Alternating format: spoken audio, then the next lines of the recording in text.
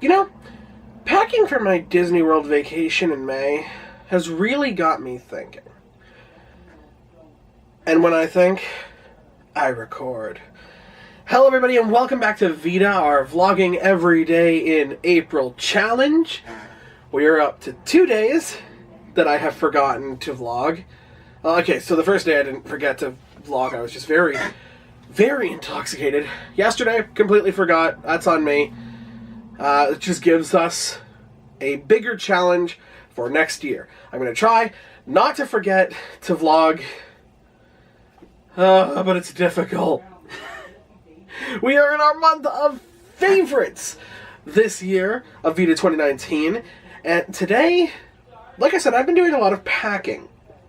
My mother and I, for the very first time in our lives, are going to be going to Disney World in Florida.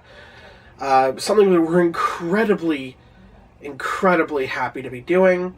We're going to be making a lot of memories. And recently we got shirts. I would show you them, but they're packed.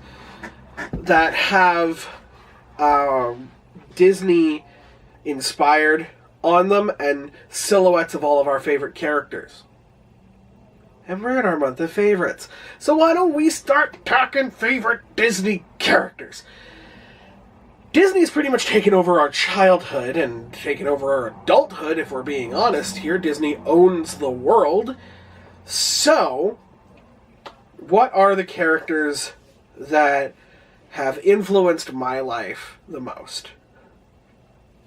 Honestly, I didn't really have a favorite Disney character or characters until much later on. I loved The Lion King. You know, I loved Robin Hood, I loved Oliver and Company, but I could never pinpoint a character. Everybody in my house has like a patron Disney princess. Princess that represents them. For my nana, it's Cinderella. For my mom, it's Belle. And for me, mine came a hell of a lot later, with a very doe-eyed girl who wanted to take on the challenges of the world, but had no fucking idea what she was doing. My favorite Disney princess is Rapunzel. I am blessed enough that I will be cosplaying as Rapunzel at Con Bravo this year, in July. Something that I am incredibly scared for, but I'm also very happy for, because it's going to be my first ever Disney princess cosplay. And I'm also cosplaying Ariel, despite the fact that I can't stand Ariel as a character. We're not talking about our least favorites. We're not talking about people that we hate. But my God, Ariel, get your shit together. In terms of like animal characters, I always loved Baloo from the Jungle Book.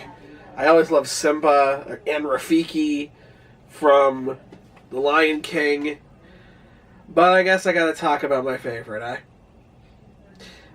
All of my friends know what's coming. People who don't know me might know what's coming.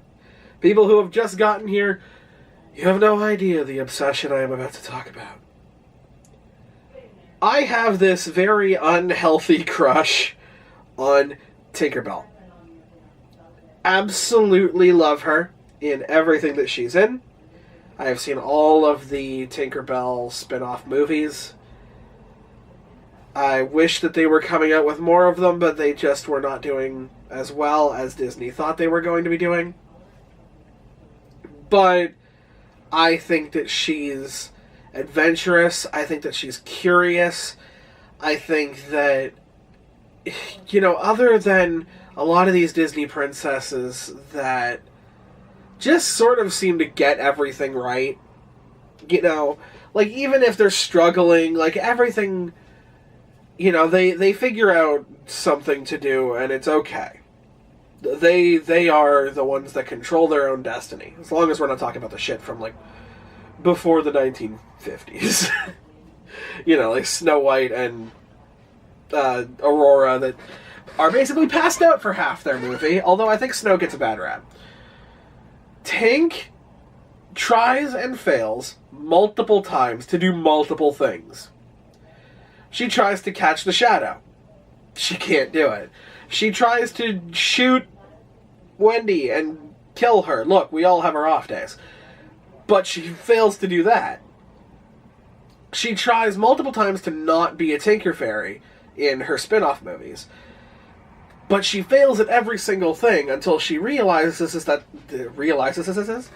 I don't know why I stuttered there. Realizes that what she's good at is enough. You know, to not try and be something that she's not.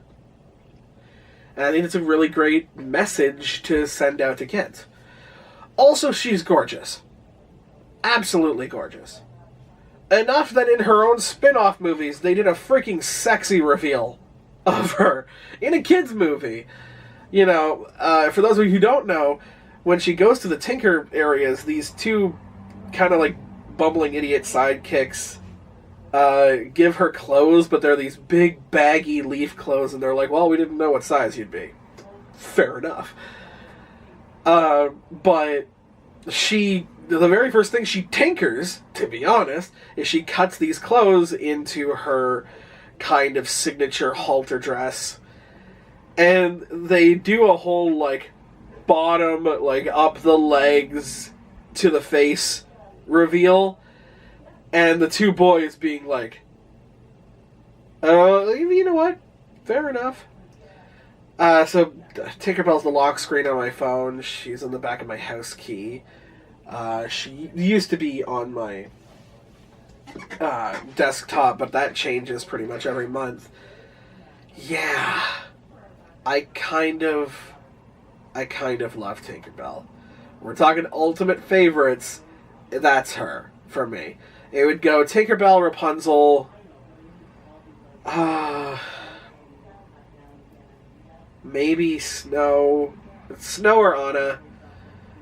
Because I do love Frozen. I know that Frozen is overplayed to shit, but I think now that everything's kind of calmed down, like, we can acknowledge that Frozen was a good movie.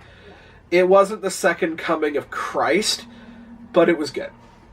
So probably Snow and Anna, and then probably Ariel as my fifth, only because she's, like, really pretty. She's the most aesthetically pleasing Disney princess they have ever made. Like, you look at her and you are like, beauty. Like, more than the beauty character. You're like, this girl is absolutely stunning. Which is good, because she doesn't have anything else going for her. Anyway, let me know in the comment section down below who your favorite Disney characters are. You know, it doesn't have to be Disney princesses. Could be the princes. You know, maybe show some love for Aladdin or Hercules or, I don't know, all the other princes who didn't get a fucking name.